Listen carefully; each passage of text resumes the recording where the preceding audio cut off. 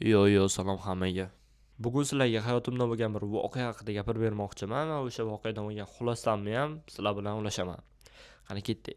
Xullas 2024-yil IELTS imtihoniga tayyorlanib yurgan paytimda bir kun imtihoniga tekshirimiz kirdida, "Davay hamma IELTS ga registratsiya qilsin" dedi. Eslayman, o'shanda hech kim registratsiya qilishni xohlamadi.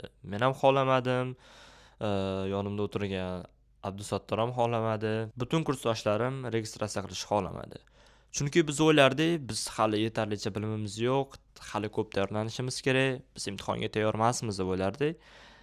Va keyin teacher bir nima qilib ko'ndirdi hammani va hamma registratsiyadan o'tdi. Imtihon kuni ham keldi.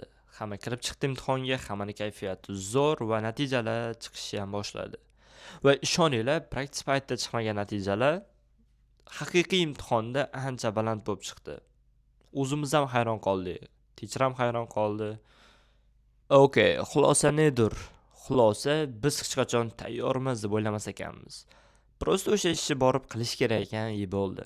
Hozir menda ham xuddi shu situatsiya yana qaytarilyapti. Chunki men bunaqa video olishni xohlayman, lekin o'zimni hali tayyorman deb o'ylamayapman. Menga hali tiniqroq kamera kerak, yaxshiroq gapirishni o'rganishim kerak, montaj qilishni o'rganishim kerak deb bla deb videolar orqaga surib kelyapman har doim.